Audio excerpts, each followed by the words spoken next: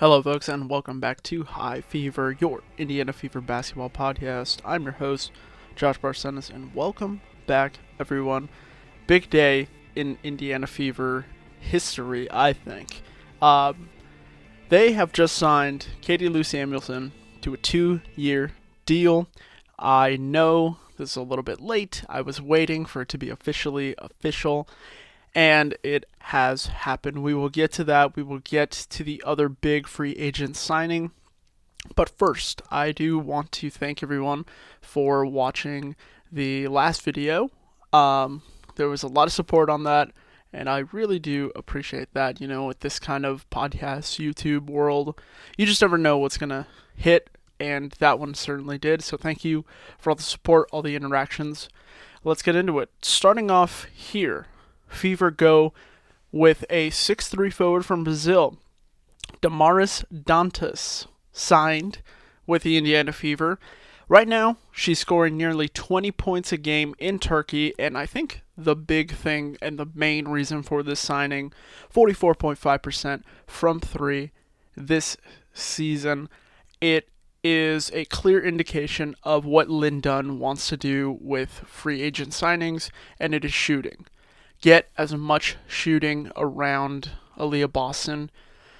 We knew this. We kind of theorized that Lynn Dunn would go for shooting. I hoped it would happen.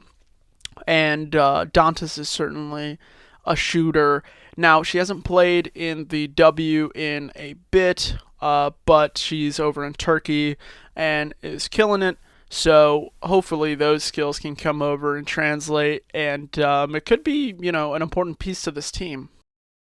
What we're all here for, Katie Samuelson, a 6'3" forward, 31-year-old, just signed a 2-year deal with the Indiana Fever.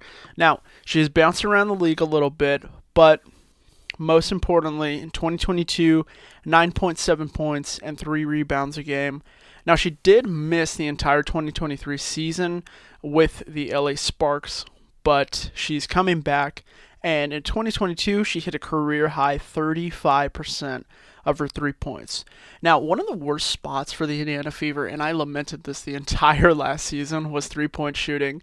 Lexi Hull would kind of pull it every once in a while. Nelissa Smith was maybe stepping behind the line, but really it was a 2-point game, and if that shot wasn't falling, it was certainly rough. So Katie Lou adds a whole new dimension to this team that I don't think we've seen in a bit on it.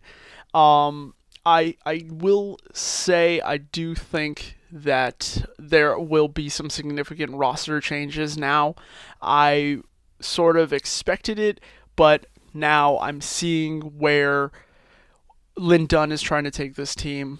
If we kind of think about the big picture as far as like the next Fever season, it's going to be Aaliyah Boston, a point guard, and shooting, which I'm not mad at.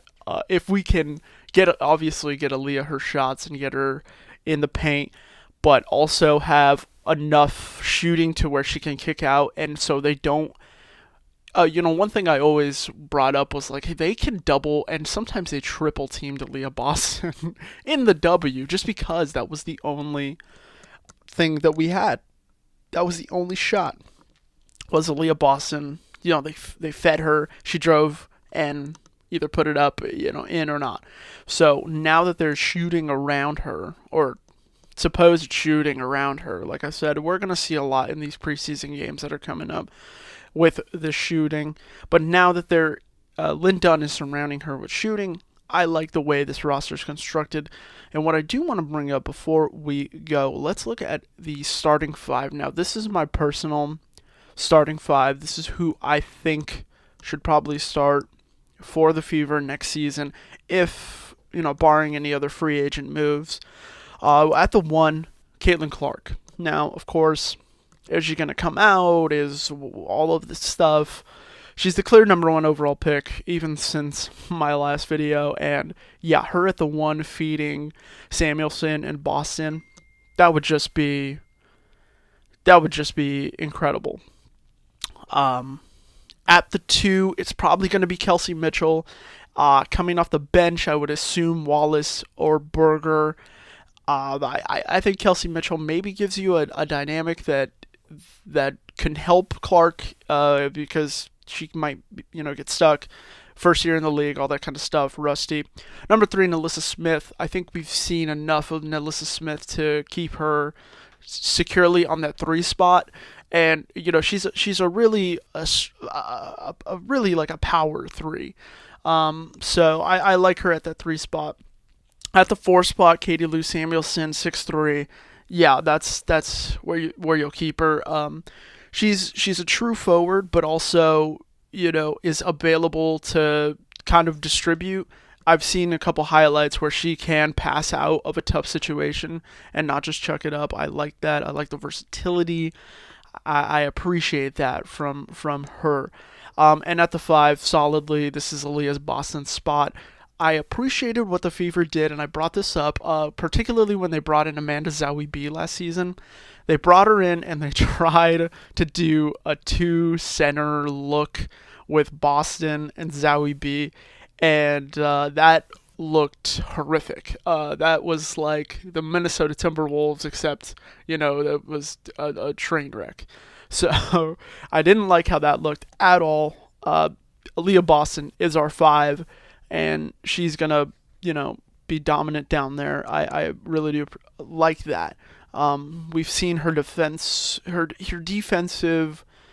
abilities were certainly tested, and I won't say that she passed every test with flying colors, but by the end of the season, she was posting up your Asia Wilsons of the league, some of the best centers. So I really do think that Aaliyah Boston is good in the post, and so that I believe is going to be your Fever starting 5 again, bearing any injuries or new signings.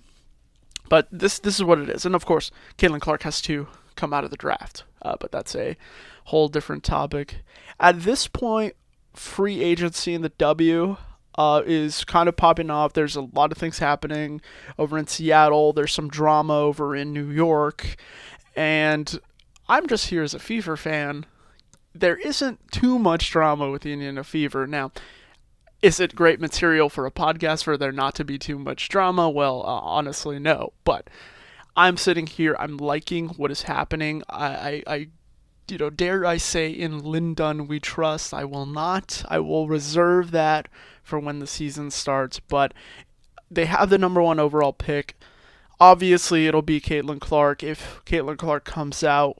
But I wouldn't be surprised if that pick starts to get a little iffy as far as what they're going to do if Caitlin Clark doesn't come out, because that would be a huge loss. And obviously, Lynn Dunn has this kind of plan that we're not going to be another tanking season, which I believe the Samuelson signing illustrates for us. I don't think we're planning to tank again. I don't think we're planning to be bad.